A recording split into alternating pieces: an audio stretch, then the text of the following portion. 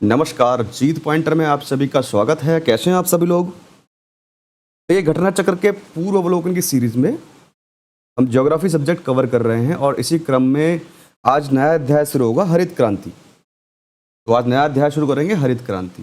ठीक है, तो चलिए शुरू करते हैं। हरित क्रांति।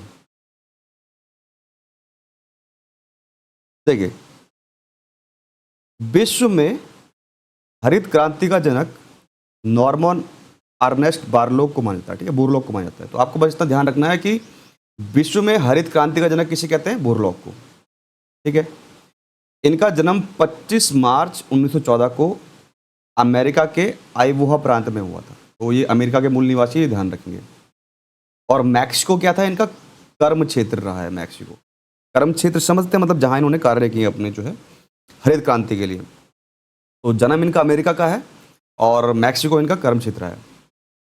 इनके द्वारा विकसित गेहूं उच्च उत्पादकता वाली प्रजातियों से भारत, पाकिस्तान, मैक्सिको सहित अनेक देशों में गेहूं का उत्पादन दोगुना हो गया है। ठीक है, तो इन्होंने क्या किया? एक उच्च उत्पादकता वाला गेहूं विकसित किया।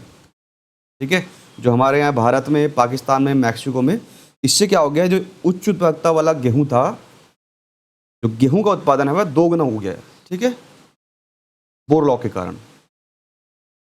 इसीलिए इन्हें विश्व में हरित क्रांति का जनक कहा जाता है। ठीक है, देखिए, बोरलॉग विश्व के 7 व्यक्तियों में शामिल हैं जिन्हें नोबेल पुरस्कार, अमेरिकी राष्ट्रपति का मेडल ऑफ फ्रीडम तथा कांग्रेसनल गोल्ड मेडल तीनों ही प्राप्त हैं। ठीक है, तो ये जो बोरलॉग हैं, पूरे विश्व में 7 ऐसे व्यक्ति हैं जिनको ये 3 पुरस्कार मिले हुए हैं।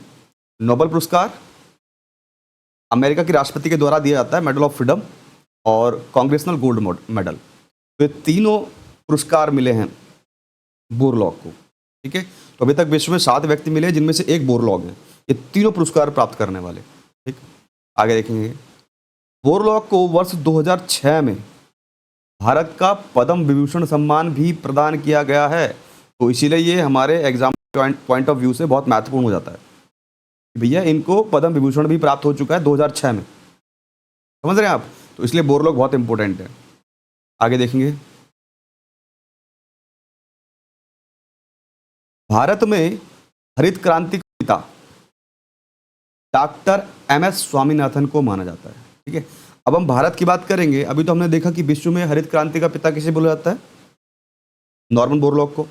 भारत की बात करेंगे तो भारत में हरित क्रांति का पिता किसे बोला जाता है? MS स्वामीनाथन को। ठीक है, इनका नाम याद रखेंगे।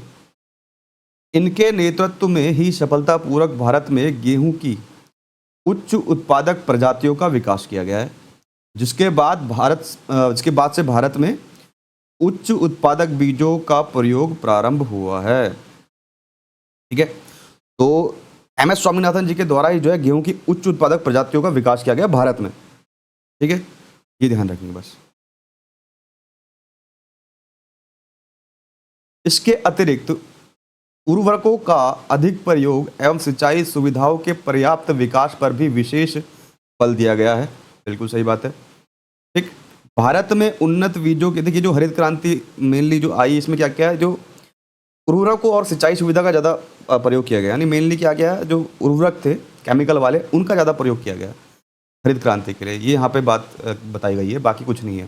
भारत में उन्नत बीजों के प्रयोग के कार्यक्रम HYVP की शुरुआत संयुक्त राज्य अमेरिका आधारित रॉकफेलर फाउंडेशन के सहयोग से की गई। ठीक है, तो ये ध्यान रखना है, इंपॉर्टेंट है। भारत में जो हाइब्रिड या उन्नत बीजों का जो प्रयोग किया गया, वो अमेरिका में एक संस्था है जिसका नाम है रॉकफेलर फाउंडेशन। उसके सहयोग से यहाँ जो है उन्नत बीजों का प्रयोग शुरू किया गया। एक रॉकफेलर फाउंडेशन कहाँ की संस्था है? अमेरिका की। ये ध्यान रखेंगे। आगे देखेंगे। भारत में हरित क्रांति का प्रथम चरण वर्ष 1966 से लेकर 1981 तक चला। तो अगर पूछा जाए कि भारत में जो प्रथम चरण चला हरित क्रांति का, वो 1966 से 1981 के बीच का जो प्रथम चरण था, ये ध्यान रखेंगे। ठीक है, शुरुआत 1966 से हुई और 1981 तक जो है ये प्रथम चरण चला। चला हरित क्रांति का भारत में। अब देखिए ये कहाँ चला पहला प्रथम चरण, तो प्रथम चरण में इसे हरियाणा, पंजाब और पश्चिम उत्तर प्रदेश, ये 3 स्टेट बिल्कुल ध्यान रखेंगे, हरियाणा, पंजाब और पश्चिम उत्तर प्रदेश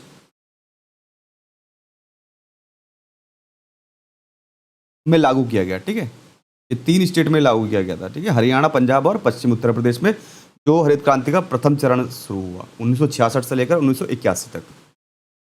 आगे देखेंगे इसका दूसरा चरण, जो सेकंड चरण है इसका दूसरा चरण, वो 1981 से 1995 की अवधि को माना जाता है। ठीक है, और जो तीसरा चरण है वो 1995 से प्रारंभ हुआ और देश के सभी क्षेत्रों तक विस्तृत कर दिया गया था। ठीक, भारत में हरित क्रांति का उत्पादन एवं उत्पादकता दोनों में सर्वाधिक लाभ गेहूं की फसल को प्राप्त हुआ है। ठीक है, तो जो हरित क्रांति है उससे सबसे ज़्यादा जो लाभ हुआ है वो गेहूं की फसल को हुआ है। उत्पादन भी बढ़ा और उत्पादकता भी बढ़ी गेहूं की। ठीक है, प्रश्न इस प्रकार बने कि भैया हरित क्रांति में सबसे ज़्यादा उत्पादन किस फसल का हुआ, तो गेहूं का। हरित क्रांति के प्रारंभ से पूर्व देश में जहां 12.3 मिलियन टन गेहूं का उत्पादन हो रहा था, वहीं वर्ष 2000 और 2001 में यह 69.68 मिलियन टन हो गया। देखो कितना बढ़ गया, 12 से सीधा 70 पहुंच गया। ठीक है, तथा वर्ष 2020-21 में, अब ये जो चतुर्थ चल रहा है अभी यहाँ पे 2000, इसमें कितना हो गया 109.5 मिलियन टन। तो बढ़ती ही जा रही है उत्पादकता। ठीक है, ये है, बाकी भी नए आंकड़े नहीं दिए हैं इसमें। यह वृद्धि मुख्यतः प्रति हेक्टेयर उपज में वृद्धि के कारण थी। ठीक है, ये जो वृद्धि हुई है जो प्रति हेक्टेयर उपज में वृद्धि के कारण थी। ठीक है, गेहूं के उपरांत हरित क्रांति का सर्वाधिक प्रभाव फिर किसमें पड़ेगा, चावल की खेती पर। दूसरे नंबर पर चावल। हरित क्रांति में मुख्य पादप मैक्सिकन प्रजाति का गेहूं है था। ठीक है, क्योंकि जो नॉर्मन बोरलॉग थे ये कहाँ के थे, अमेरिका के थे। ठीक है, और इनकी जो कार्य क्षेत्र था वो कहाँ था, मैक्सिको का।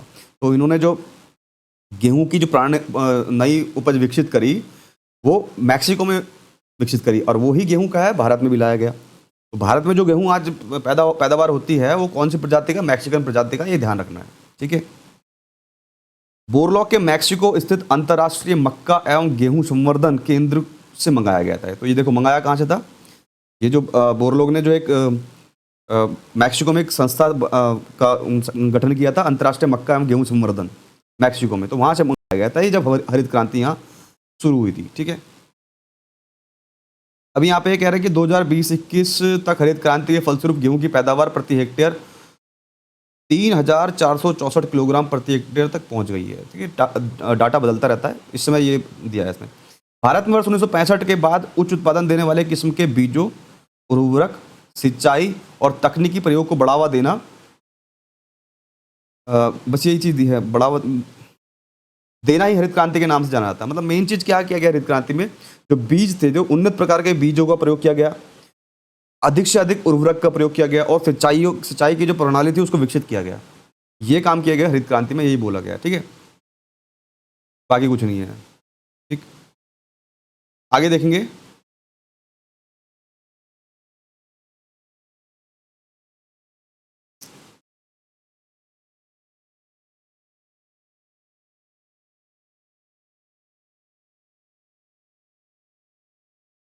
अट्ठाईस जुलाई को केंद्र सरकार ने नई राष्ट्रीय कृषि नीति की घोषणा की थी। तो नई राष्ट्रीय कृषि नीति आई वो कब आई, 28 जुलाई 2000 को। इस नीति के तहत इंद्रधनुषी क्रांति की परिकल्पना प्रस्तुत की गई। ठीक है, इसके अंतर्गत प्रत्यक्ष और अप्रत्यक्ष रूप से कृषि के क्षेत्र से संबंधित सभी क्रांतियों को शामिल किया गया था। ठीक, अब जो ये क्रांतियां हैं ये देख लेंगे, ये पूछा जाता है मेनली। जैसे हरित क्रांति है किससे संबंधित है, ग्रीन रेवोल्यूशन, खाद्य उत्पादन से। ठीक, सुनहरी क्रांति की बात करेंगे, गोल्डन रेवोल्यूशन, सुनहरी क्रांति फल एवं सब्जी उत्पादन यानी उद्यान कृषि से संबंधित है, जैसे बागवान होते हैं। ठीक है, बागान कृषि, फल एवं सब्जी उत्पादन। श्वेत क्रांति आप समझ सकते हैं, दुग्ध उत्पादन से है। ब्लू क्रांति, नीली क्रांति मत्स्य पालन से है, यानी मछली पालन। लाल क्रांति की बात करेंगे, मांस टमाटर उत्पादन से, दोनों से, मांस से भी और टमाटर से। काली क्रांति पेट्रोलियम उत्पादन से। ठीक है, और गोल क्रांति आलू उत्पादन से। पीली क्रांति तिलहन उत्पादन से, जो तिलहन यानी जो सरसों वगैरह होता है पीला, और गुलाबी क्रांति की बात करेंगे तो गुलाबी क्रांति में मांस निर्यात आएगा, झींगा मछली उत्पादन, प्याज उत्पादन। मेनली पूछ ले प्याज उत्पादन किससे संबंधित है? गुलाबी क्रांति से। तो एक क्रांति ध्यान रखनी है, बहुत महत्वपूर्ण है, पूछा जाता है। चलिए आगे देखते हैं। भारत में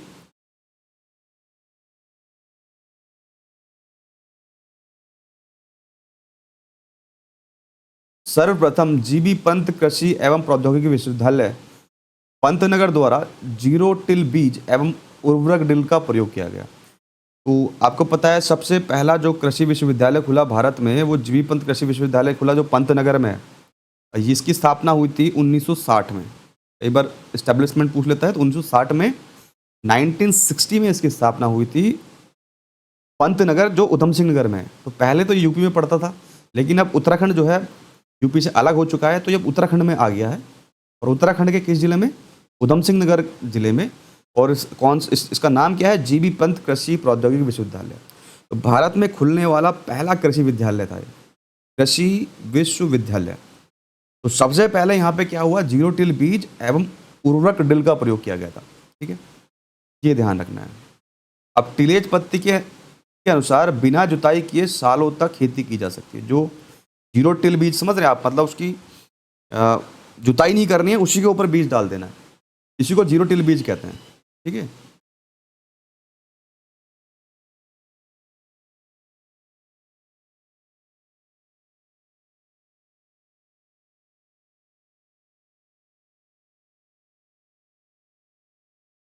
तो ये हमने डिस्क्रिप्शन देखा इसका।